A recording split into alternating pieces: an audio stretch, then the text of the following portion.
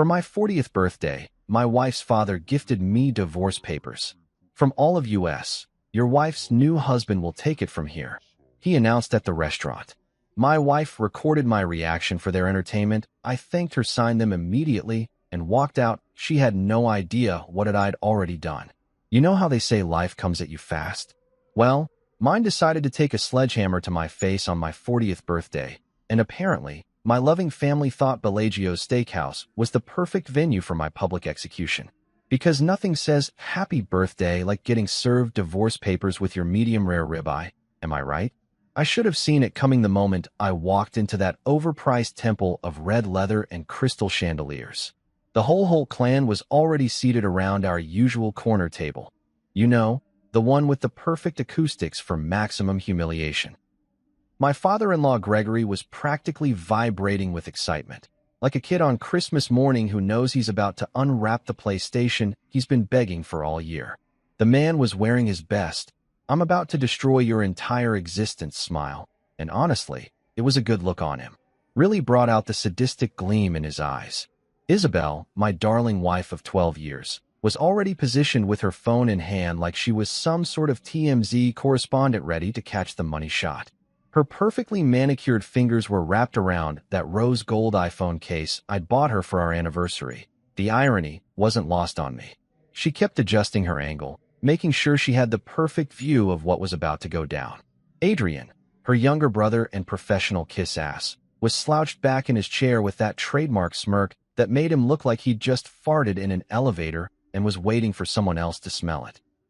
And Clara, sweet Clara, the family's designated neutral party, was suddenly fascinated by her salad, picking at those organic greens like they held the secrets of the universe.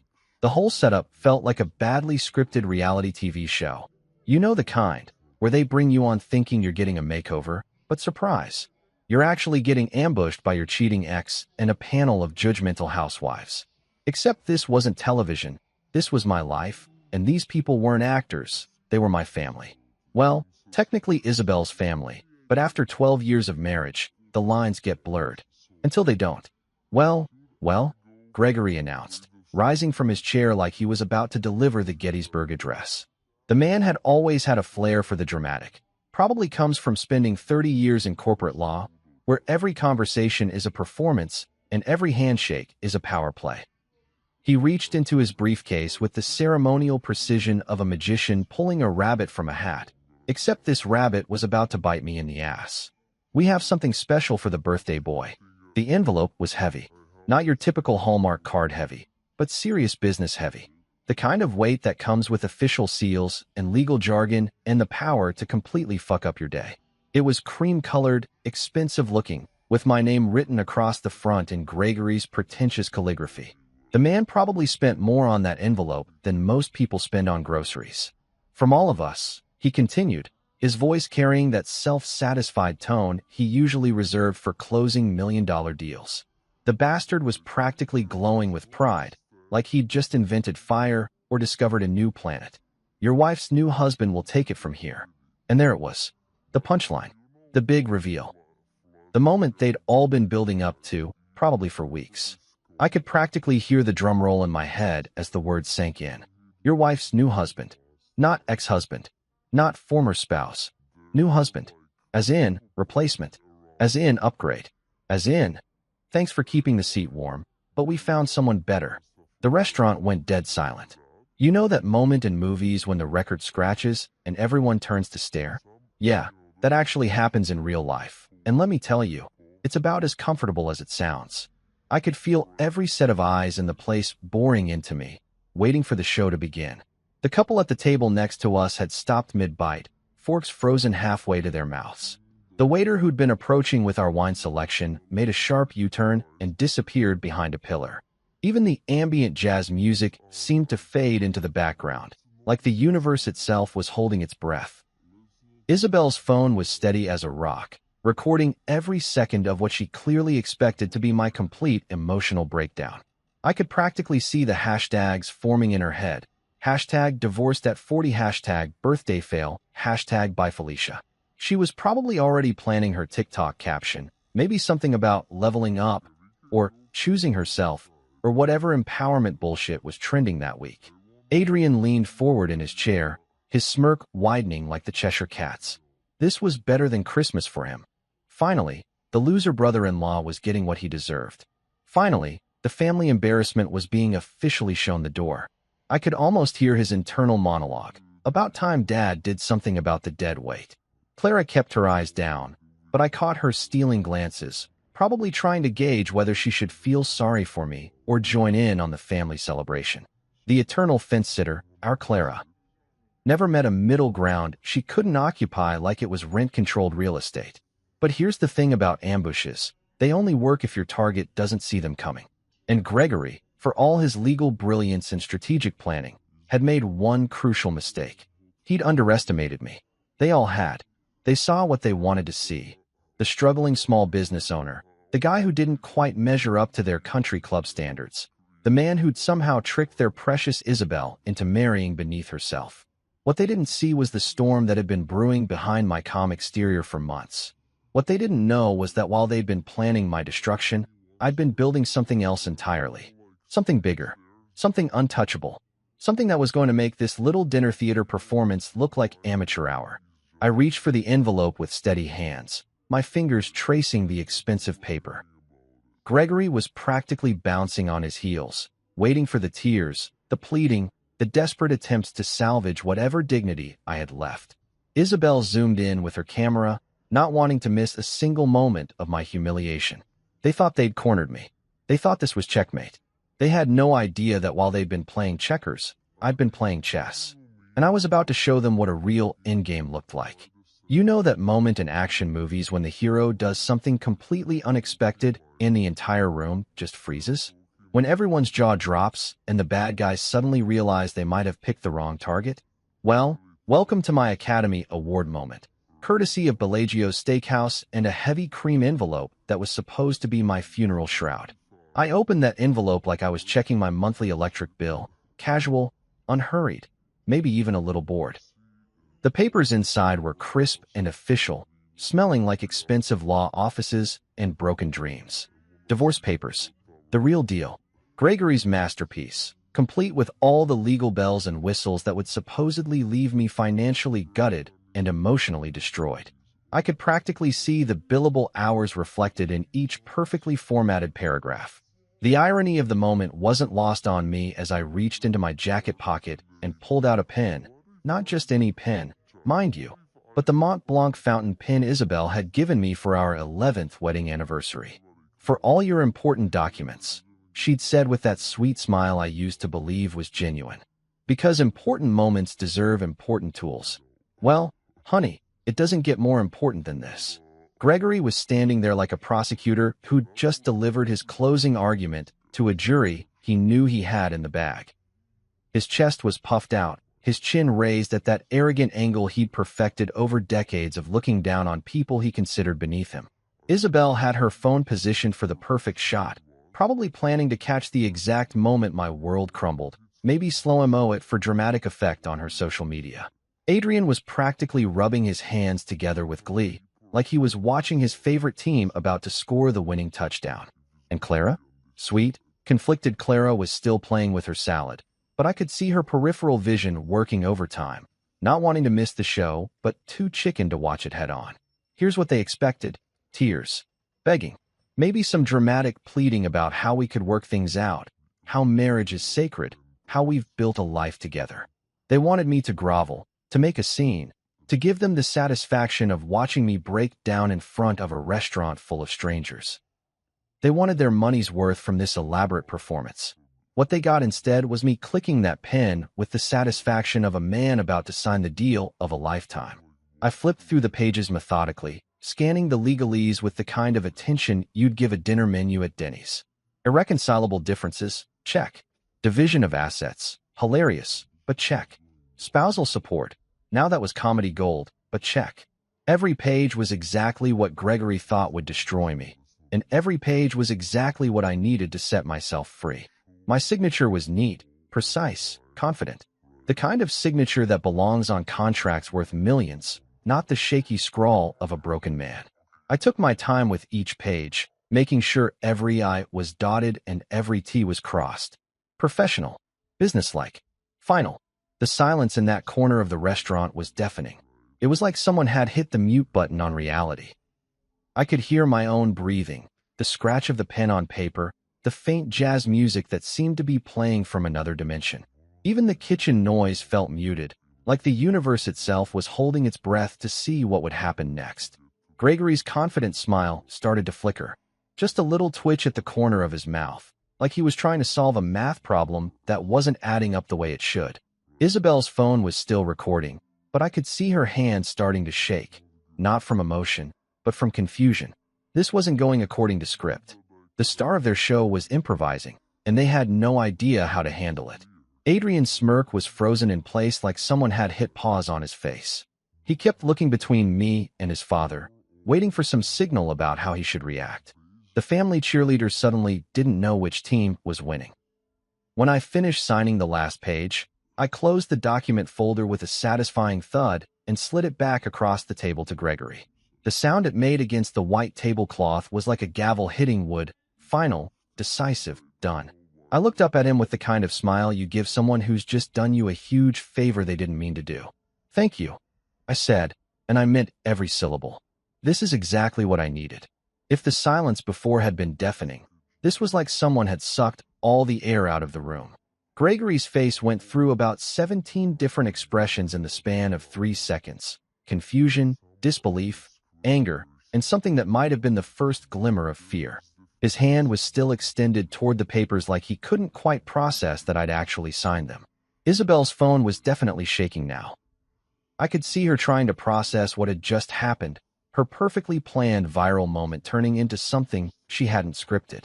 The tears she'd expected from me were nowhere to be found, but I was starting to see some moisture in her own eyes.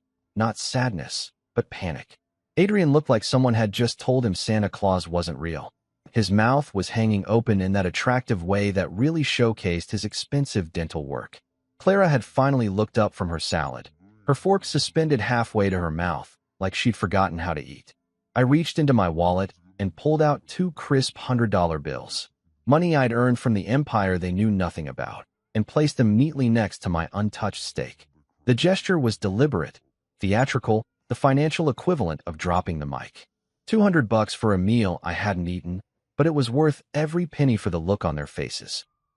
Enjoy the rest of dinner, I said as I stood up, smoothing down my jacket with the casual confidence of a man who'd just won the lottery. My part's finished. The beauty of the moment wasn't just in their shock, it was in the ripple effect spreading through the restaurant. Other diners who'd been pretending not to watch were now openly staring. Whispers started at tables across the room like a virus of curiosity spreading through the dining room. The couple next to us was leaning toward each other, probably trying to piece together what they'd just witnessed. I could hear fragments of conversation as I walked away. Did he just? Was that really? Oh my God, did you see? The gossip mill was already churning, and by tomorrow, this story would be all over town. But not the story they'd planned to tell. As I made my way toward the exit, I could feel their eyes burning into my back. I knew they were still sitting there, frozen in their chairs, trying to figure out what the hell had just happened. Their perfectly orchestrated ambush had just backfired in spectacular fashion, and they didn't have a plan B. The maitre d' gave me a knowing nod as I passed, the kind of acknowledgement one professional gives another when they recognize quality work. Even he could appreciate the artistry of what had just happened. I pushed through the heavy glass doors and stepped out into the cool evening air, and for the first time in months, I felt like I could breathe freely. They thought they'd trap me with those papers. Instead, they'd just handed me the key to my cage. Life has this funny way of showing you exactly what you need to see, right when you need to see it.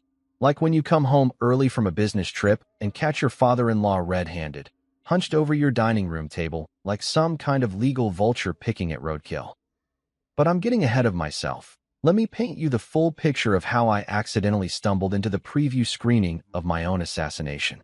I'd wrapped up meetings in Phoenix a day early.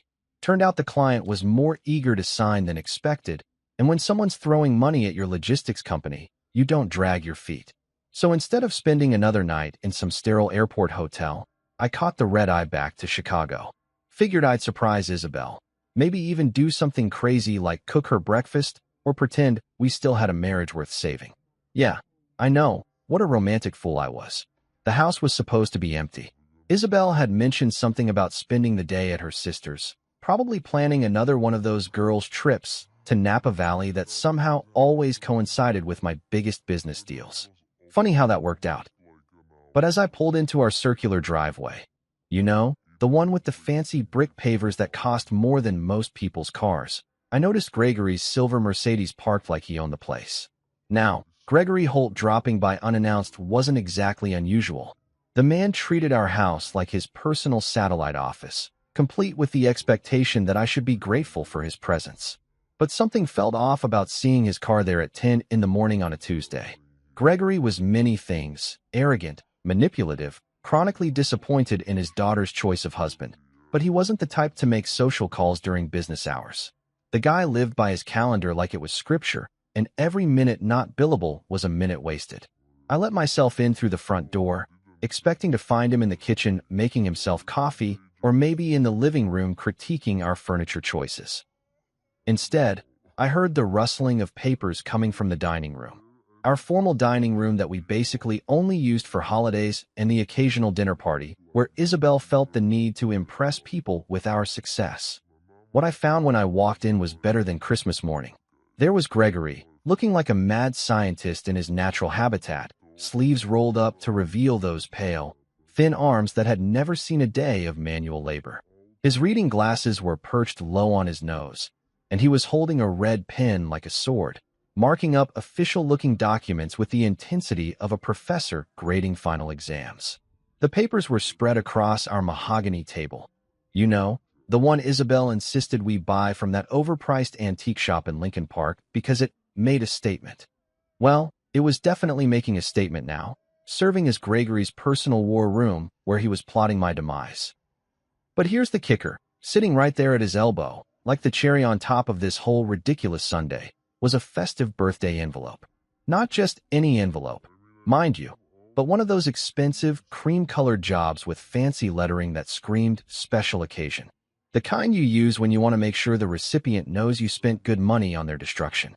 Gregory nearly launched himself into orbit when he saw me standing in the doorway. The man practically levitated out of his chair, papers scattering like startled birds. His face went through about 12 different shades of pale before settling on a sickly green that really brought out the guilt in his eyes. For a guy who'd spent 30 years in corporate law, he sure didn't handle surprise very well. "Oh, you're back early," he stammered, which had to be the understatement of the century.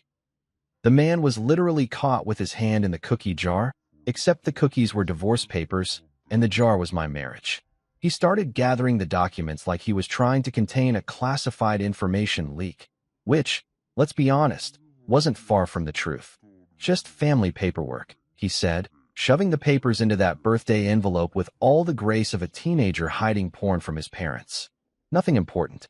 Legal stuff. You know how it is. Right. Family paperwork. Because nothing says routine family business quite like your father-in-law camping out in your dining room with a stack of official documents and a red pen, looking like he'd just been caught stealing from the church collection plate. I stood there watching this performance, and I had to give the old bastard credit. He was really committed to the bit. The way he kept adjusting his glasses, the nervous laugh that sounded like air leaking from a tire, the way he couldn't quite meet my eyes. It was almost endearing, if you could. Ignore the fact that he was literally planning to ruin my life. That's when Isabel made her grand entrance, stage right.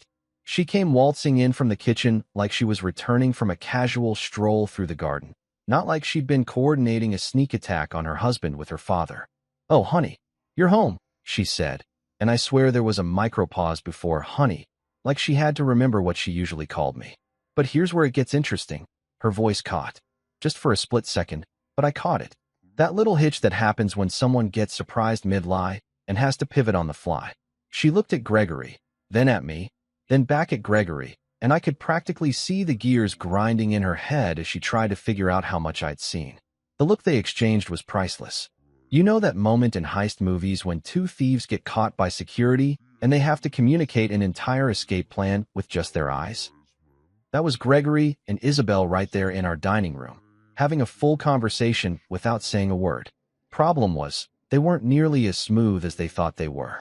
Gregory was giving her the abort mission look, all wide eyes and subtle head shakes. Isabel was responding with the "how much does he know" expression, complete with raised eyebrows and barely perceptible shoulder shrugs. It was like watching a tennis match played entirely with facial expressions, and both players were losing. I just smiled. One of those easy, relaxed smiles you give when everything is perfectly normal and your wife and her father definitely aren't plotting your destruction in your own dining room. "Don't mind me," I said, backing toward the hallway. "Just grabbing a shower. Long flight." And I walked away. Just like that. No questions, no confrontation, no dramatic scene. I could feel their confusion following me down the hall like a cloud of expensive cologne. They'd been caught red-handed, and instead of calling them out, I just left. It probably scrambled their brains more than if I'd started screaming. The truth was, I'd seen enough. The official papers, the birthday envelope, the guilty looks, the terrible acting, it all painted a pretty clear picture. They were planning something big for my birthday, something that involved legal documents and family coordination. Didn't take a genius to connect those dots. As I headed upstairs, I could hear them whispering furiously in the dining room, probably trying to figure out if their cover was blown. Spoiler alert, it was. But they thought I'd swallowed their family paperwork, story hook, line, and sinker. Poor bastards had no idea they'd just given me the greatest gift possible, advance warning. While they thought they were being sneaky, they'd actually handed me a 3-day head start to prepare for whatever they had planned. Sometimes the universe has a sense of humor. Sometimes it gives you exactly what you need, exactly when you need it. And sometimes it lets you catch your enemies rehearsing your funeral before they've even dug your grave. You know how some people collect stamps or vintage wines? Well, Gregory Holt collected reasons to hate me, and let me tell you, the man was passionate about his hobby. From the very first time Isabel brought me home to meet the family, I could practically see the disappointment radiating off him like heat from a sidewalk in July. I wasn't what he'd ordered for his precious daughter, and he made damn sure I knew it every single day for the next 12 years. Picture this, 28-year-old me, nervous as hell, standing in the foyer of their Lincoln Park mansion with a bottle of wine that cost me half a week's pay, trying to make a good first impression. I'd spent an hour in Men's Warehouse picking out what I thought was a decent suit, practiced my handshake in the mirror, even rehearsed small talk about the Cubs and the weather. I was ready to charm the pants off these people. Gregory took one look at me, and I swear I could hear the price scanner beeping in his head as he calculated my net worth down to the penny. The handshake lasted exactly 2.3 seconds, long enough to be polite, short enough to communicate that I wasn't worth the full treatment.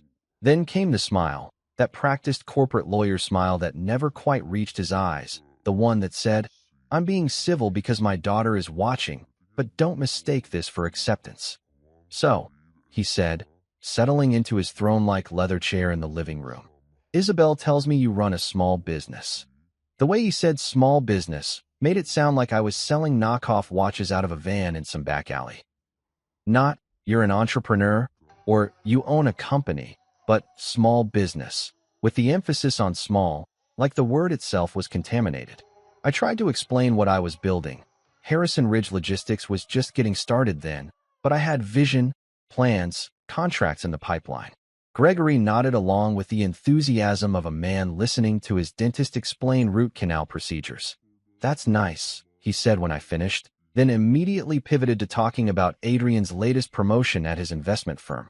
Now there's a young man with a real future. Corner office, company car, profit sharing. That's what I call success. And that became the pattern for every family gathering for the next decade plus. Gregory would introduce me to his friends and colleagues like I was some kind of charity case his daughter had taken pity on. "This is Isabel's husband." Never "this is my son-in-law," or God forbid, my actual name. "He runs a small business," delivered with the same tone you'd use to say he collects roadkill for fun. Adrian, the golden boy, ate this shit up like it was birthday cake. The kid was 4 years younger than me, but acted like he was my wise older brother, always ready with advice about how I could elevate my professional game. He'd corner me at family barbecues and Christmas dinners, drink in hand, telling me about his latest deals and client wins, always ending with some variation of, "You should really consider getting into corporate work, man. That's where the real money is." The worst part? Adrian wasn't even particularly good at his job. The guy rode his daddy's connections and his trust fund confidence into a mediocre career at a mid-tier investment firm. But Gregory talked about him like he was the second coming of Warren Buffett. Adrian closed a $1 million deal this quarter. Gregory would announce at dinner, usually right after asking me how my little trucking company was doing. Little trucking company. Jesus Christ. Like I was running a single pickup truck and competing with the kid who mows lawns for beer money. Clara, bless her heart, tried to stay neutral in the family Cold War, but her silence was its own kind of betrayal. She'd sit there during these conversations, picking at her food, occasionally throwing me a sympathetic glance, but never actually speaking up. Never saying, "Hey Dad, maybe you should give the guy a chance," or, "Actually, what he's building sounds pretty impressive." Just silence, which in the Holt family dynamic was basically Switzerland, technically neutral, but ultimately useless when you needed an ally.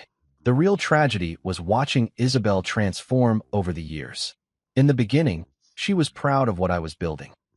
She'd brag to her friends about her entrepreneur husband, talk about our future plans, defend my choices when her family got too obnoxious. But constant exposure to Gregory's poison started wearing her down like water on stone. It started small.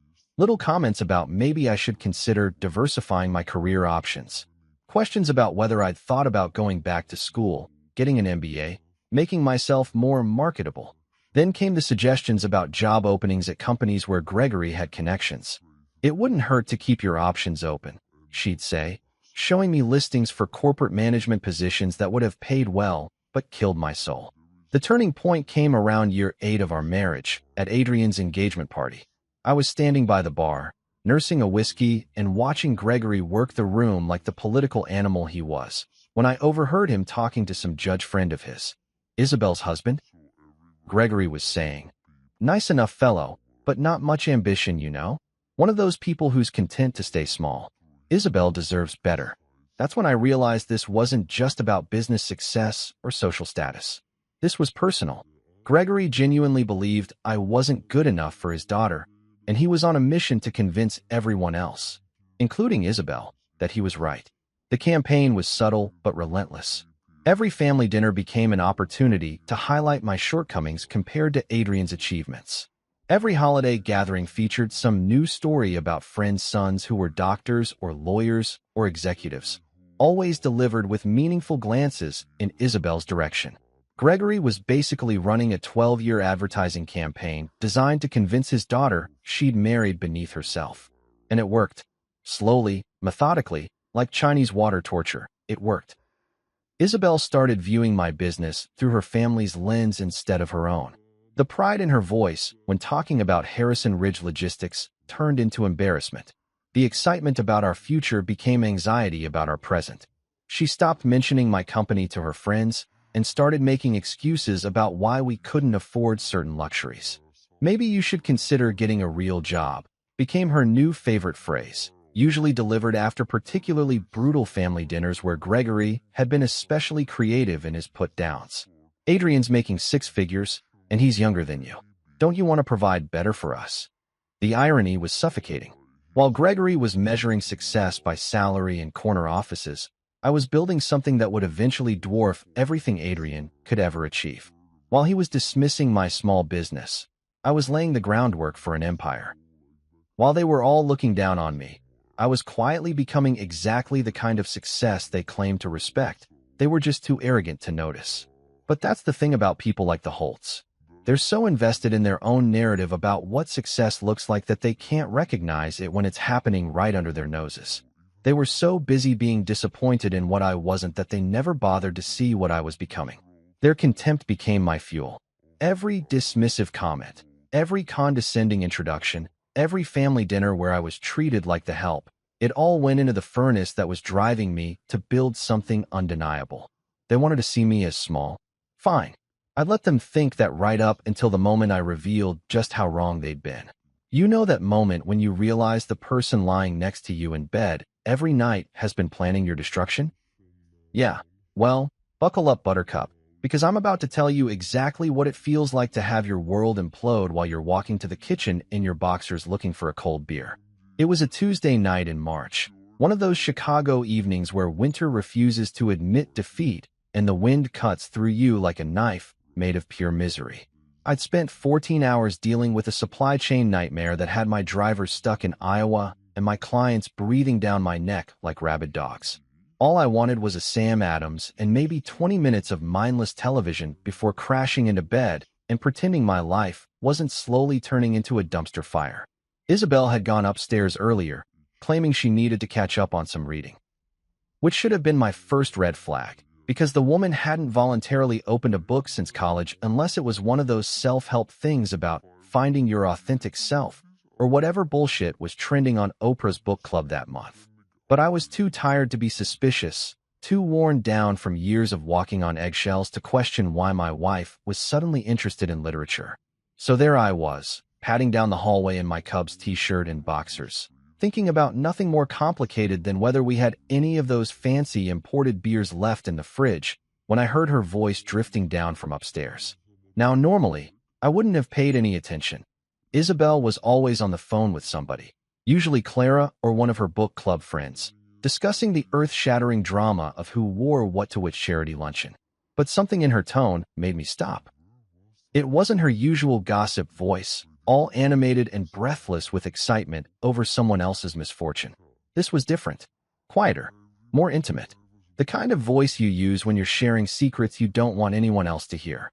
I found myself creeping closer to the bottom of the stairs like some kind of domestic spy, which should have made me feel pathetic, but instead just made me more curious. Call it intuition, call it paranoia, call it the survival instinct of a man who'd been slowly drowning in his own marriage for years. Something told me I needed to hear this conversation. He's holding me back, Dad. Her voice was barely above a whisper, but it might as well have been a gunshot in the quiet house. I can't keep pretending this is working. I can't keep pretending he's enough. Dad. She was talking to Gregory. Of course she was. The puppet master pulling strings from his Lincoln Park mansion, orchestrating his daughter's life like he was directing some tragic opera where I played the villain who needed to be eliminated in the third act. I pressed myself against the wall at the bottom of the stairs, my heart hammering against my ribs like it was trying to escape my chest. Every rational part of my brain was screaming at me to walk away, to pretend I hadn't heard anything, to go get that beer and forget this conversation ever happened. But I couldn't move. I was frozen there like a statue, listening to my wife dissect our marriage with surgical precision. Adrian's friend Jason lined up that position for me at Morrison & Associates, she continued, and I could hear the excitement creeping into her voice. Senior account manager. Base salary of $120, plus bonuses. Health insurance, dental, for weeks vacation. I'll be fine without him, Dad. Better than fine. Better than fine. Without me, she'd be better than fine. The woman I'd loved for 12 years, the woman I'd built my life around, the woman who used to trace patterns on my chest while we talked about our future together, was planning her escape like I was some kind of disease she needed to cure. The lawyer says it's straightforward.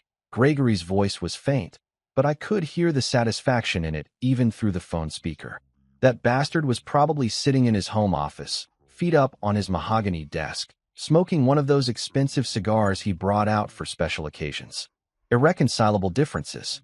She'll get half the house, spousal support for at least 5 years, and we can argue for a percentage of his business assets. Business assets. They were talking about my company like it was a piñata they were planning to crack open and divvy up the candy. Harrison Ridge Logistics, the thing I'd bled and sweated and sacrificed for. The dream I'd built from nothing while they all looked down their noses at my small business. They were already planning how to carve it up and serve it at their victory dinner. I just need to time it right, Isabel said, and there was something cold in her voice I'd never heard before. Clinical. Calculated. Like she was discussing the weather or planning a grocery run, not the complete destruction of another human being. Maybe his birthday. Make it memorable. Make it memorable. Jesus Christ. They were planning to serve me divorce papers like a birthday cake, probably with candles and everything. The symmetry was almost artistic. Kill off 12 years of marriage on the anniversary of my birth. Gregory probably thought it was poetic justice. He won't see it coming, she continued, and I could practically hear her smiling through the phone. He still thinks we're working through our problems. Still thinks I love him. That's when something inside me broke. Not shattered dramatically like glass hitting concrete. but broke quietly, like a bone fracturing under too much pressure. All those nights I'd lain awake wondering what I could do to fix us. All those conversations where I'd tried to address the growing distance between us.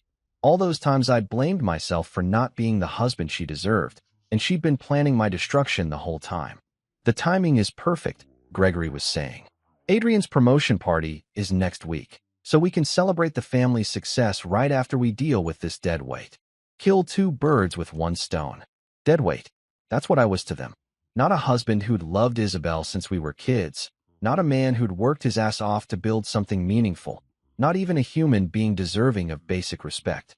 Just deadweight to be jettisoned so the whole family ship could sail on to bigger and better things. I stood there in that hallway, barefoot on the cold hardwood floor, listening to my wife and her father plan my public humiliation with the same enthusiasm most people reserve for planning vacations. They spoke about alimony and asset division like they were discussing investment portfolios. They talked about my business like it was already theirs to claim. But here's the thing about eavesdropping on your own assassination. Sometimes you hear more than the assassins realize they're revealing. Between Gregory's legal strategy and Isabel's financial planning, I was getting a masterclass in their expectations. They thought they knew what they were dealing with. They thought they had me figured out, cataloged, and priced for quick sale. They had no idea what Harrison Ridge Logistics had become. They had no clue about the contracts I'd signed, the acquisitions I'd made, the empire I'd built while they were busy dismissing me as a failure. They were planning to take half of what they thought was a struggling small business, never imagining they might be trying to steal from a multi-million-dollar operation. As I finally crept away from the stairs and made my way to the kitchen, my hands shaking as I opened that beer, one thought kept echoing in my head. If they wanted to play games, I'd show them what a real player looked like. They wanted to plan my destruction? Fine. But they'd picked the wrong target. And they were about to learn that underestimating your enemy is the first step toward your own defeat.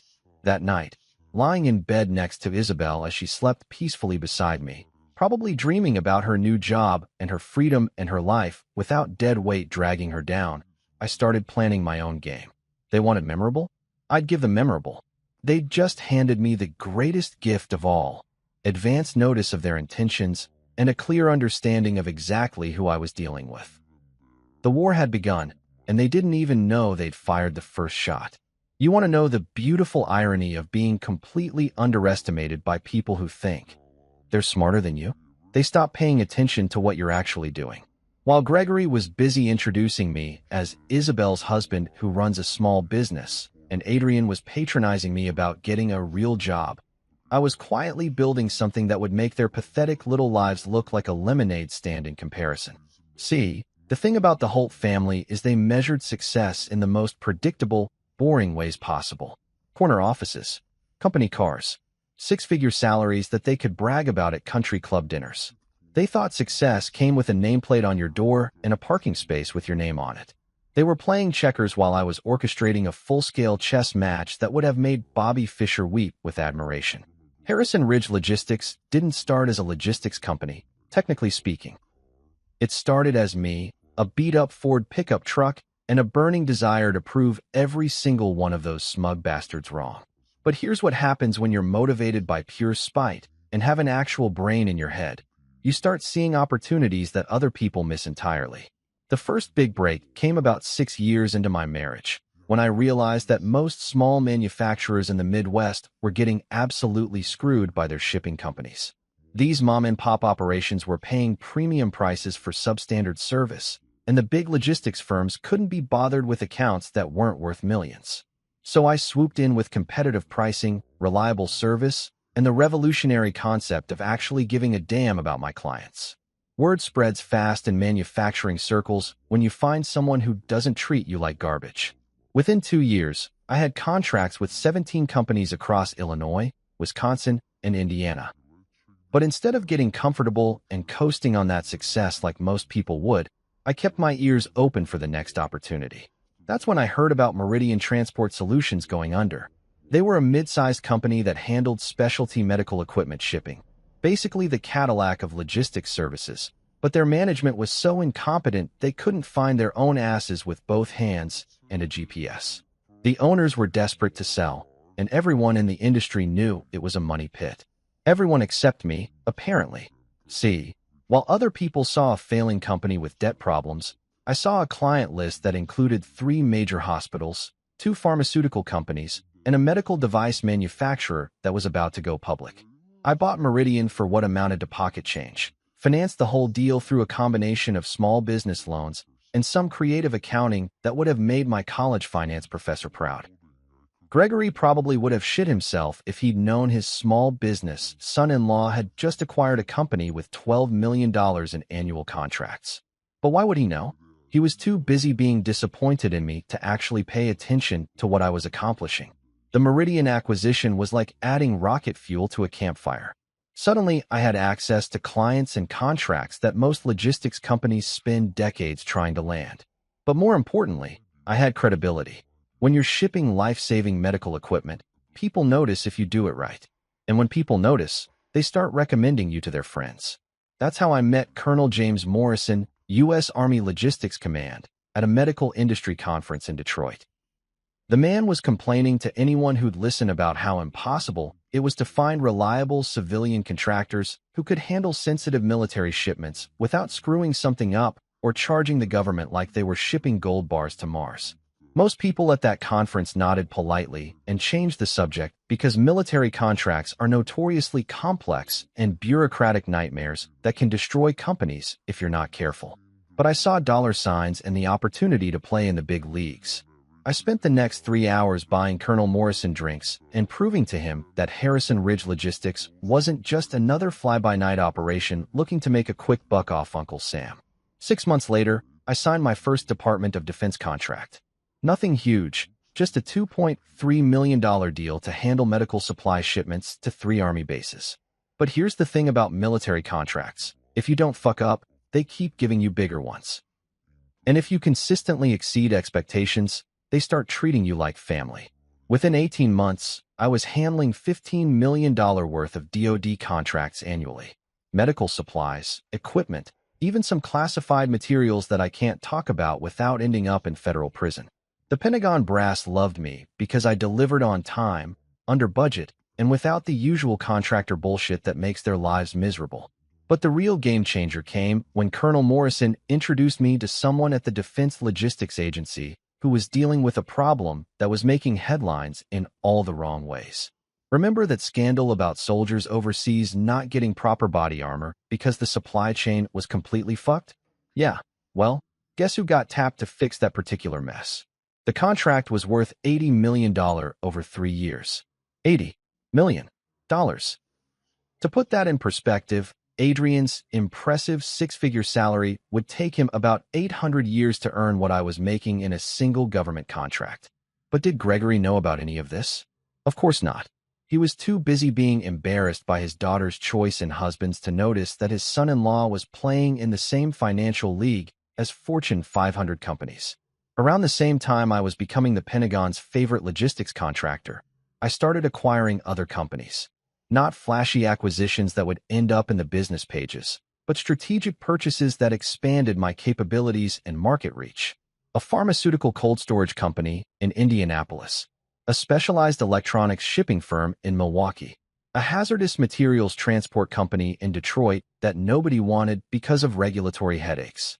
Each acquisition made Harrison Ridge Logistics more valuable and more indispensable to my clients. But I kept the corporate structure intentionally complex, with subsidiaries and holding companies that made it nearly impossible for outsiders to track the full scope of what I was building. To anyone doing a casual search, it still looked like a small regional trucking company. To anyone who actually understood corporate logistics, it was becoming clear that I was assembling something significant. The pharmaceutical contracts alone were worth $30 million annually by year 10 of my marriage. Add in the military deals, the medical equipment shipments, the specialized transport services, and the growing list of manufacturing clients. And Harrison Ridge Logistics was pulling in over $150 million in revenue per year. Not profit, revenue. But in an industry where margins can be substantial if you know what you're doing, those numbers translated to a personal net worth that was climbing toward 8 figures. But here's the beautiful part. While my business was exploding into something that would have impressed even Gregory's corporate lawyer friends, my home life remained exactly the same. Same house, same car, same modest lifestyle that Isabel and her family interpreted as evidence of my continued failure. I wasn't buying expensive toys or flashing cash around like some lottery winner with no sense. I was reinvesting everything back into the company, building an empire that existed entirely under their radar. By the time Isabel started planning my destruction with her dear old dad, Harrison Ridge Logistics had been valued at $1.9 billion. Billion. With AB. The small business that Gregory loved to mock was worth more than most publicly traded companies. But they had no idea, because they'd stopped paying attention to me years ago. In their minds, I was still the same struggling entrepreneur they'd been looking down on since day one. The irony was almost too perfect to be real.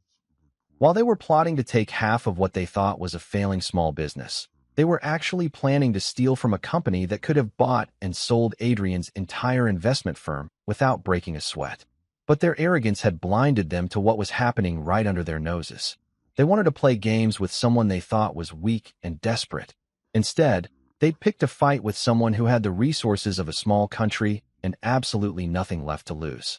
You know how they say you should never bring a knife to a gunfight? Well, Rebecca Stanton was the kind of attorney who brought a rocket launcher to a knife fight and then charged the other side for the cleanup. If Gregory Holt thought he was hot shit because he'd spent 30 years pushing paper around corporate boardrooms, he was about to learn what real legal warfare looked like. I first met Rebecca 3 years ago at a conference for defense contractors in Washington, D.C. She was the keynote speaker, talking about asset protection strategies for high-net-worth individuals who operated in sensitive industries. While most of the audience was probably thinking about their golf games or where they were going for lunch, I was hanging on every word like she was revealing the secrets of the universe. Rebecca wasn't your typical corporate lawyer. She didn't wear those boring navy suits that made everyone look like they'd been dressed by the same funeral director. Instead, she rocked designer outfits that screamed, "I could destroy your entire financial life before my morning coffee gets cold, and I'd look fantastic doing it." Her reputation in legal circles was legendary. They called her the Fixer because she specialized in making problems disappear so completely that you'd wonder if they ever existed in the first place. After her presentation, I approached her with what probably sounded like paranoid rambling about wanting to protect my assets from potential future threats that didn't even exist yet. Most lawyers would have looked at me like I was wearing a tinfoil hat and muttered something about calling them if I ever actually needed help. Rebecca listened to my concerns with the intensity of a surgeon planning a complex operation, asked about 6 very specific questions that made me realize she understood my business better than some of my own employees, and handed me her card with a smile that could have melted steel. "Paranoia is just preparation with better marketing," she said. "Let's talk." Our first meeting lasted 4 hours and covered everything from corporate restructuring to international banking laws to estate planning strategies that sounded like they belonged in a spy novel. Rebecca didn't just practice law. She orchestrated it like a composer writing a symphony, with every note carefully placed to create the exact effect she wanted. The thing about asset protection, she explained while sketching out corporate structures on her whiteboard like she was designing a space shuttle, is that you have to build it before you need it. Once someone's already coming after you, your options become limited. But if you plan ahead, well, then you can become essentially untouchable. Untouchable. I like the sound of that. The plan she devised was beautiful in its complexity and terrifying in its thoroughness. First, we restructured Harrison Ridge Logistics into a web of subsidiaries and holding companies spread across multiple states and offshore jurisdictions. Not to hide money or evade taxes. Everything was completely legal and properly reported, but to make it virtually impossible for anyone to understand the full scope of what they were dealing with. Then came the personal asset protection. Rebecca created a series of trusts and legal entities that would make my wealth invisible to anyone who didn't know exactly where to look. Real estate holdings went into land trusts. Investment accounts were restructured through family limited partnerships. Even my personal bank accounts were repositioned through legal structures that would confuse the hell out of most attorneys, let alone a bitter ex-wife and her pompous father. The key, Rebecca explained during one of our marathon planning sessions, is to make yourself look poor on paper while actually being richer than God. If someone comes after you, they need to know what to target. If they can't see it, they can't take it. But the real masterpiece was the family trust we established with my sister Laura as the primary beneficiary and trustee. Laura, bless her heart, was a high school teacher in Oregon who drove a 10-year-old Honda and thought my business success was moderately impressive but not particularly interesting. She had no idea that signing a few documents had just made her the legal guardian of nearly $2 billion in assets. "Your sister seems nice," Rebecca noted after our conference call with Laura to explain her new responsibilities. "Very trustworthy. Very normal. Perfect for this kind of arrangement." Normal was exactly what we needed.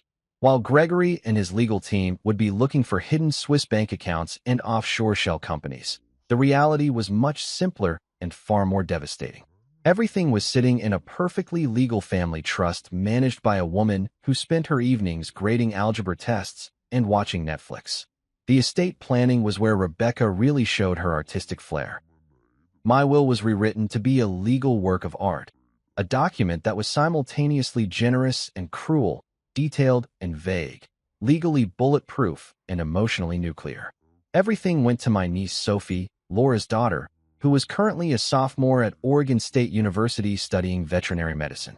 Sophie would inherit everything when she turned 30, with Laura managing the trust until then. For Isabel, my beloved wife of 12 years, I left exactly $1. But that wasn't the beautiful part. The beautiful part was the letter I attached to the will, a detailed, meticulously documented record of every insult, every slight, every moment of disdain the Holt family had shown me over the years. Names, dates, witnesses, direct quotes whenever possible. It read like an FBI surveillance report, if FBI agents specialized in tracking emotional warfare instead of criminal activity. "This is thorough," Rebecca said as she reviewed my documentation. "Almost obsessively thorough. I love it." The letter wasn't just cathartic, it was strategic. If Isabel tried to contest the will, claiming I was mentally incompetent or acting under duress, the letter would serve as evidence that my decisions were based on years of rational observation and careful consideration. Every slight was documented, every betrayal was recorded, every moment of contempt was preserved for posterity. "Your wife's family thinks they're going to take you to the cleaners," Rebecca said during our final planning session. "They have no idea they're about to find out that you don't actually own anything they can touch. Legally speaking, you're going to be poorer than a church mouse. In reality, you'll still control everything through the trust structure, but they won't be able to prove it or access it." She leaned back in her chair with the satisfaction of someone who'd just solved a particularly challenging puzzle. It's like watching someone try to rob a bank that turned out to be a movie set. They're going to break in expecting to find millions and discover they're stealing from an empty vault. The final touch was Rebecca's contingency planning. She prepared press releases, media statements, and legal countermeasures for every possible scenario. If the Holts wanted to play dirty, she was ready to go nuclear. If they wanted to keep things quiet and civilized, she could accommodate that too. But either way, they were going to lose, and they were going to lose spectacularly. "The thing about people like your father-in-law," Rebecca explained, "is that they're used to winning through intimidation and superior resources. They expect their opponents to fold when faced with expensive legal teams and prolonged court battles. But they've never faced someone who has better lawyers, deeper pockets, and absolutely nothing left to lose." She smiled that predatory smile that had probably given nightmares to opposing counsel across the country. "This is going to be fun." By the time Isabel and Gregory started planning my birthday ambush, every piece was already in place. Every asset was protected, every legal strategy was prepared, every contingency was covered. They thought they were setting a trap for an unsuspecting victim.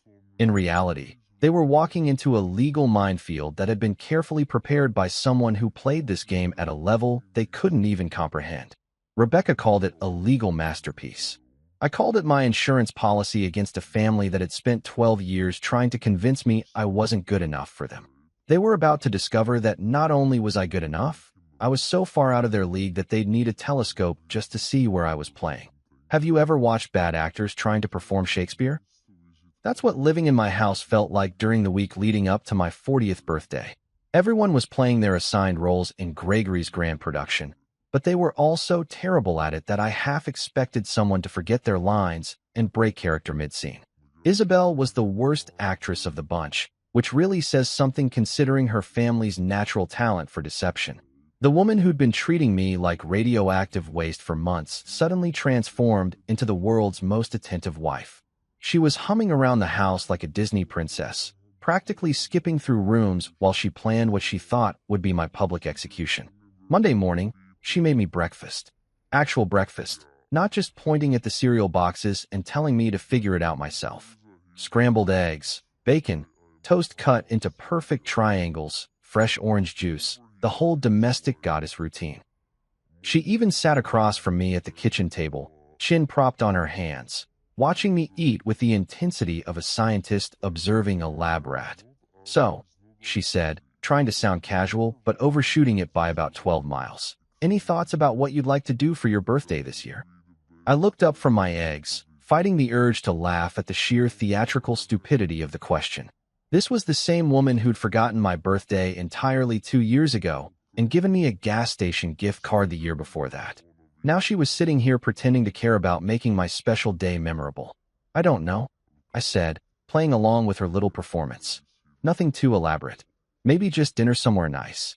Her eyes lit up like someone had just told her she'd won the lottery. "Oh, what about Bellagio's? You always said you loved their steaks. We could make a reservation, maybe invite family. Make it a real celebration." Bellagio's. The same restaurant where she and Gregory had been planning this ambush for weeks. The woman couldn't even be creative in her duplicity. But I nodded, enthusiastically, like the idea had never occurred to me. "That sounds perfect. Really thoughtful of you." She beamed at me with pride, probably congratulating herself on her brilliant manipulative skills. If she'd put half this much effort into our actual marriage, we might have had something worth saving. Tuesday brought Gregory's surprise visit. And by surprise, I mean the man showed up at our front door with his briefcase like he was making rounds on his paper route. He'd been dropping by unannounced all week, each visit more transparently staged than the last. Today's excuse was that he wanted to discuss some family financial planning with me. Family financial planning. Right. Because Gregory had spent the last 12 years so concerned about my financial well-being. The man who'd made a career out of introducing me as Isabel's husband who runs a small business suddenly wanted to have heart-to-hearts about my money management strategies. We sat in my home office, Gregory perched on the edge of his chair like he expected to need a quick escape route. His briefcase was positioned next to him with military precision, and he kept glancing at it like it contained nuclear launch codes instead of whatever legal documents he'd brought to gloat over. "You know," he said, crossing his legs and trying to look paternal, "I've been thinking about your business lately. Harrison Ridge Logistics. How's it performing these days?" The question was so loaded it practically came with its own ammunition. Gregory had spent over a decade dismissing my company as irrelevant, and now he was suddenly interested in performance metrics? The man was fishing for information he could use in divorce proceedings, probably trying to get me to admit how little the company was worth so he could lowball the asset division. "Oh, you know," I said with a shrug, "same old stuff. Moving boxes from point A to point B. Nothing too exciting." His smile was sharper than a knife edge. "Well, I hope you've been putting some money aside for the future. You never know what life might throw at you." What life might throw at you? Jesus Christ, the man was practically winking at me. He might as well have added, like divorce papers at your birthday dinner, to complete the threat. Wednesday was Adrian's turn to make his grand appearance, because apparently this family had assigned everyone specific scenes in their little drama. He showed up during lunch with takeout from that overpriced burger place downtown, acting like we were long-lost buddies who hadn't seen each other in years. "Thought we could hang out," he said, setting bags of food on my kitchen counter like he was delivering care packages to disaster victims. "You know, brother-to-brother time. Brother-to-brother time." The same guy who'd spent years patronizing me about my career choices suddenly wanted to bond over artisanal burgers and sweet potato fries. The desperation was almost endearing, if you could ignore the fact that he was basically auditioning for a role in my destruction. We ate in relative silence for a while, Adrian occasionally making small talk about work and the weather and other safe topics that wouldn't accidentally reveal the conspiracy they'd all been plotting. But eventually, his amateur hour acting skills started showing through the cracks. So, big birthday coming up, he said, trying to sound casual, but landing somewhere around serial killer making small talk. 40's a big milestone. Life-changing, you know. Life-changing. There it was again, another not-so-subtle hint about the surprises they had planned for me. These people had all the subtlety of a marching band in a library. Yeah, I agreed. I have a feeling it's going to be unforgettable. The look of satisfaction that crossed his face was priceless. He probably thought I was walking blindly into their trap, completely unaware of what they had planned. If only he knew that while he was rehearsing his lines, I'd already written the ending to their little play. Thursday brought Clara's contribution to the week of terrible acting, which consisted of her calling me out of the blue to just chat. Clara, who hadn't initiated a conversation with me in about 3 years, suddenly wanted to catch up on life and see how I was doing. "I was just thinking about you," she said, her voice carrying all the authenticity of a telemarketer reading from a script. "You know, with your birthday coming up and everything. 40's such a significant age." Significant. Another loaded word in a week full of them. At this point, they might as well have sent me a formal invitation that read, "Please join us for your public humiliation, RSVP required." But the real comedy came from watching how they interacted with each other during family dinner Friday night. Isabel, Gregory, Adrian, and Clara all sat around our dining room table exchanging meaningful glances and barely suppressed smirks like they were members of some secret society that I was too stupid to notice. They kept making references to surprises and special occasions, and how this birthday was going to be memorable for everyone involved. Gregory couldn't stop checking his watch, probably counting down the hours until he could spring his trap. Adrian kept grinning at his food like it had told him a particularly funny joke.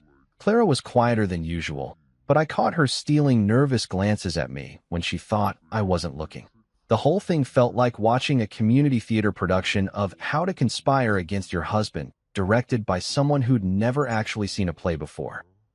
They were so obviously pleased with themselves, so convinced of their own cleverness, so certain that they'd outsmarted the guy they'd been underestimating for over a decade. If they'd put half this much planning into something productive, they might have actually accomplished something impressive in their lives.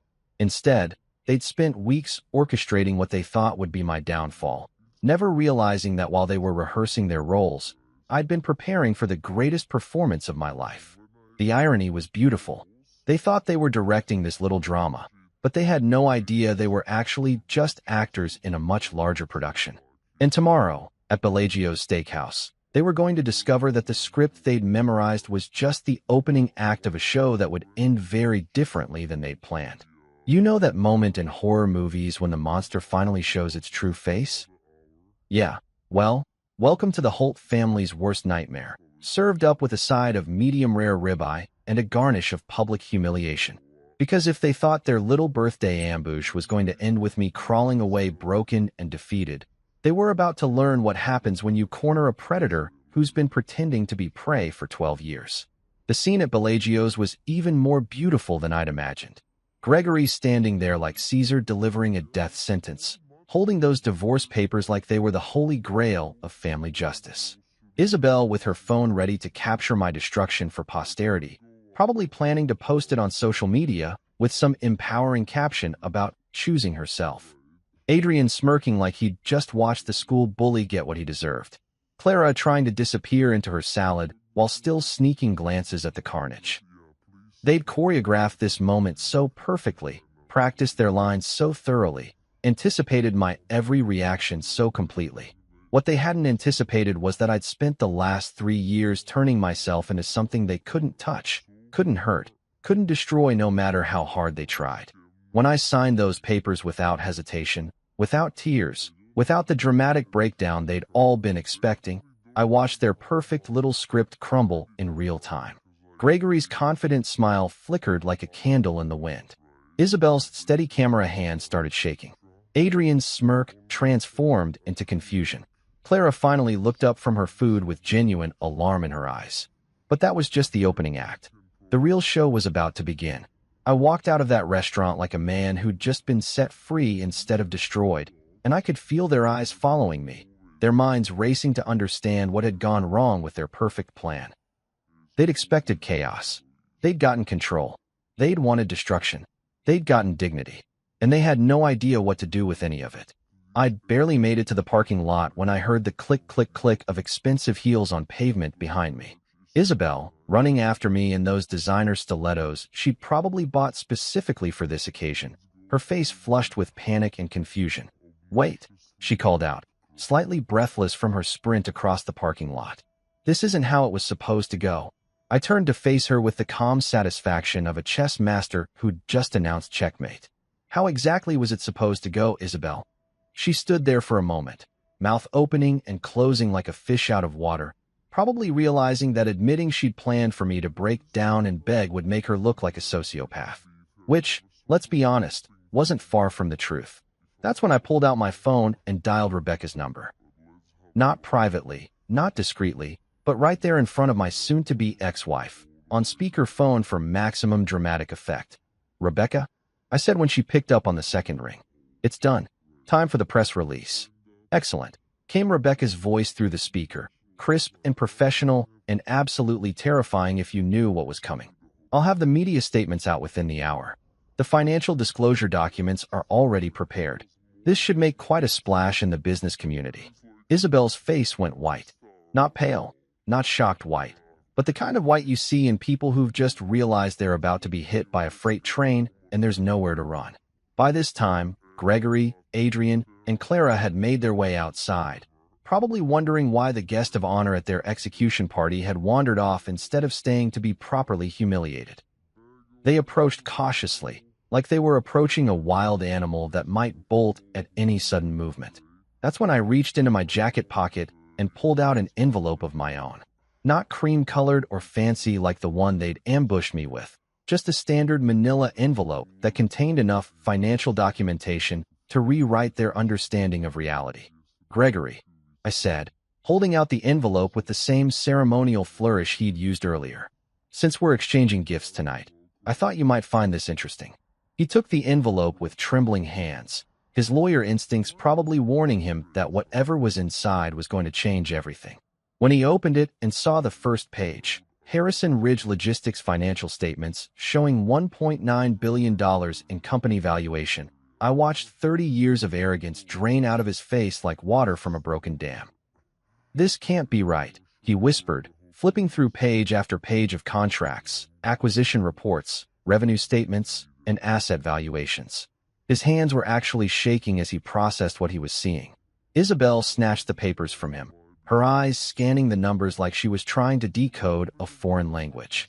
$1,896 million, she read aloud, her voice getting smaller with each digit. "Billion," I corrected helpfully. $1.9 billion. With AB, Adrian grabbed the documents next, and I watched his face go through the 5 stages of grief in about 30 seconds. Denial, anger, bargaining, depression, and finally acceptance of the fact that the loser brother-in-law he'd been condescending to for over a decade was worth more money than he could earn in several lifetimes. Clara just stood there with her mouth hanging open, probably trying to reconcile the struggling small business owner they'd all been pitying with the billionaire standing in front of them. "The pharmaceutical contracts alone are worth $30 million annually," I continued conversationally, like I was discussing the weather. "The Pentagon deals are classified, but let's just say Uncle Sam pays very well for reliable service." "Oh, and that acquisition spree I went on last year? Turns out buying distressed companies and turning them profitable is almost embarrassingly easy when you know what you're doing." Gregory was still staring at the papers like they might magically transform into something that made sense. "But your house, your car, you don't live like a billionaire?" I finished for him. "That's because I'm not an idiot, Gregory. I reinvested everything back into the company instead of buying toys to impress people I didn't respect. Funny how that works out." That's when I delivered the coup de grace, the final blow that would haunt their dreams for years to come. "Oh, and about that divorce settlement you were all so excited about," I said, pulling out another document. "My will was rewritten 3 years ago. Everything goes to my niece Sophie when she turns 30. My sister Laura manages the trust until then. Isabel gets exactly $1, along with a very detailed letter explaining why." The silence that followed was so complete I could hear traffic from the highway half a mile away. These people who'd spent 12 years making me feel small and inadequate were finally seeing me as I really was, and the revelation was destroying them. Isabel's legs actually gave out. She had to grab Adrian's arm to keep from falling, and even then she looked like she might collapse right there in the parking lot. Gregory was making these small whimpering sounds, like a dog that had been kicked. Adrian was just standing there with his mouth open, probably calculating how much money he'd spent over the years talking down to a billionaire. But don't worry, I said with a smile that could have powered the city grid. I'm sure that senior account manager position at Morrison & Associates will work out great for you, Isabel. $120,000 a year is nothing to sneeze at. Of course, it's roughly what I make in about 6 hours, but who's counting? I started walking toward my car, then turned back for one final moment of pure theatrical satisfaction. Oh, and Gregory, next time you want to destroy someone's life, you might want to make sure you actually know who you're dealing with first. Just some free legal advice from your former son-in-law. I drove away from Bellagio's that night with the windows down and music cranked up, laughing like a man who'd just won the greatest game ever played. Behind me, I left 4 people standing in a parking lot, holding divorce papers that had just transformed from a weapon of mass destruction into the key to my freedom. They'd tried to bury me. Instead, they'd just set me free to soar. Hashtag Chapter 10, Freedom at Last. You know what freedom sounds like. It sounds like driving through downtown Chicago at midnight with the windows down, music blasting, and not a single person in the world who can make you feel small anymore. It sounds like your phone buzzing with desperate text messages from people who finally realized they've been playing chess with a grandmaster while thinking they were teaching checkers to a child. The first text came before I'd even made it home from Bellagio's. Isabel, of course, because denial is apparently hereditary in the Holt family. We need to talk. This changes everything. This changes everything. No shit, Sherlock. 12 years of marriage, and it took finding out I was worth $2 billion for her to think we needed to have a conversation. I deleted it without responding and cranked up the stereo another notch. By the time I pulled into my driveway, soon to be my former driveway, thank God, she'd sent 6 more messages, each one more desperate than the last, cycling through anger, bargaining, and what I could only assume was the beginning stages of a complete psychological breakdown. You lied to me for years. How could you hide something this big? We can work this out. We can make this work. Please call me. We need to figure this out. I love you. I've always loved you. Don't throw away 12 years over hurt feelings. I sat in my car for a few minutes, reading through her pathetic attempts to rewrite history, and I couldn't stop laughing. This was the same woman who'd been planning my financial destruction with her father just days ago, and now she was declaring her eternal love because she'd discovered I wasn't the loser she thought she'd married. The voicemails started around 2 in the morning. Gregory, naturally, because the man never could admit defeat gracefully. His first message was pure corporate lawyer, all threats and bluster about how this wouldn't stand, how there had to be fraud involved, how he'd find a way to challenge everything. By the 4th voicemail, recorded around 4 a.m. based on the timestamp, his tone had shifted to something approaching desperation. The great Gregory Holt, reduced to leaving rambling drunk messages about how we could work something out, and how families should stick together, and how maybe he'd misjudged the situation. Misjudged the situation. That was one way to put it. Adrian, to his credit, at least had the self-awareness to disappear entirely. No calls, no texts, no pathetic attempts to salvage his relationship with the brother-in-law he'd spent years treating like his personal punching bag. The guy just vanished into whatever hole people crawl into when they realize they've been an asshole to someone who could buy their entire life with pocket change. Clara sent exactly one text. I'm sorry. Short, simple, and probably the most honest communication I'd ever received from any member of that family. But here's the beautiful thing about having real power.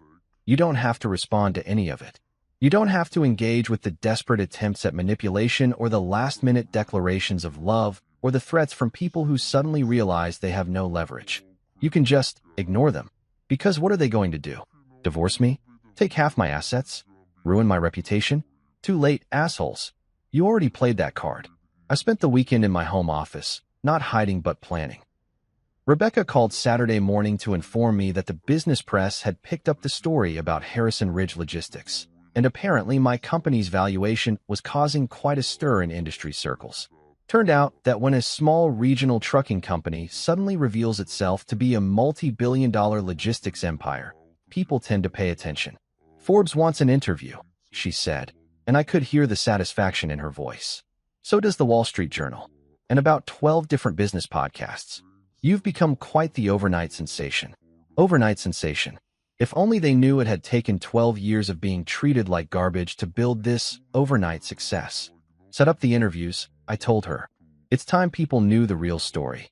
Within 2 weeks, I'd found a penthouse in downtown Chicago that cost more than most people's houses and had a view of the lake that made me feel like I owned the entire city. The irony wasn't lost on me. I was moving from the suburban house that represented everything the Holtz thought I should aspire to, into a home that represented everything I'd actually achieved. The moving process was therapeutic in ways I hadn't expected. Each box packed, each piece of furniture left behind, each memory of 12 years of slowly dying inside. All of it just gone. I kept what mattered and left the rest for Isabel to deal with. She could have the house, the furniture, the life we'd built together. I was building something better. Harrison Ridge Logistics expanded into 3 new markets within a month of the divorce being finalized. Turned out that when people know you're worth $2 billion, they take your phone calls a lot faster. The Pentagon increased my contracts by 40%. 2 major pharmaceutical companies signed exclusive shipping agreements. And a tech startup in Silicon Valley offered me $100 million just to handle their logistics for their IPO rollout. I hired a new CFO, a brilliant woman named Sandra who'd previously worked for Amazon and understood global supply chains better than most people understand their own neighborhoods. I brought on a team of analysts who could spot acquisition opportunities I'd never even considered. I opened offices in Seattle, Atlanta, and Phoenix. The empire I'd built in secret while the Holtz dismissed me as a failure was finally free to grow into what it was always meant to become. But the real victory wasn't the money or the business expansion or the recognition from industry peers who suddenly wanted to be my best friend. The real victory was the silence. The blessed, beautiful silence of a life without constant criticism, without daily reminders of how I wasn't good enough, without the exhausting effort of trying to prove my worth to people who were determined never to see it. My evenings were my own now. Quiet dinners with good whiskey, reading books that interested me instead of pretending to care about whatever drama Isabel was obsessing over, planning business strategies that excited me instead of dreading the next family gathering where I'd be treated like the help. I started dating, casually at first, then more seriously when I met Elena, a surgeon at Northwestern who understood ambition and success and didn't need me to apologize for either. She looked at my accomplishments with admiration instead of embarrassment, treated my success as something to celebrate instead of something to hide. The contrast was stunning. Here was a woman who saw strength where the Holtz had seen weakness, intelligence where they'd seen inadequacy, success where they'd seen failure. Being with Elena reminded me what it felt like to be valued for who I was instead of criticized for who I wasn't. 6 months after the divorce, Gregory died of a heart attack at his desk, probably triggered by the stress of watching his perfect plan backfire so spectacularly. I didn't attend the funeral. Isabel called, crying, asking if I'd come support the family during this difficult time. I hung up without responding. Some bridges aren't worth rebuilding. Adrian eventually reached out through a mutual business contact, apparently having landed a new job at a firm that wanted to explore partnerships with Harrison Ridge Logistics. The request was professional, respectful, and completely transparent about his motivations. I had Rebecca send back a polite but firm rejection. Some mistakes don't deserve second chances. Clara married a teacher from Wisconsin and moved to Milwaukee, sending me a wedding invitation that I actually appreciated, not because I planned to attend, but because it was honest. No manipulation, no hidden agenda, just an acknowledgement that life goes on and people change. Isabel found her new job at Morrison & Associates, just like she'd planned. $120,000 a year, decent benefits, regular hours. Everything she'd wanted when she was plotting my destruction. I heard through mutual acquaintances that she was dating someone from her office, a middle manager who drove a sensible sedan and took her to chain restaurants for date nights. She got exactly the life she'd chosen. Small, safe, predictable, and completely forgettable. For my 41st birthday, I threw a party at my penthouse. Not for family, fuck that noise, but for friends, business partners, people who knew my value and had never questioned my worth. Elena gave a toast about second chances and new beginnings. Rebecca raised her glass to the sweetest revenge being massive success. Sandra presented me with projections showing Harrison Ridge Logistics on track to hit $3 billion in valuation within 2 years. I looked around the room at these people who respected me, valued me, and genuinely enjoyed my company, and I realized something profound. The Holts hadn't just failed to destroy me. They'd actually set me free. Their divorce papers, meant to be my death sentence, had turned out to be my liberation. Their public humiliation, designed to break me, had become my public vindication. Their attempt to take half of what they thought was a failing business had resulted in them getting exactly nothing from what turned out to be a financial empire. They tried to bury me, never realizing that I wasn't a victim to be destroyed. I was a seed, waiting for the right conditions to grow into something magnificent. And now, finally, I was free to bloom.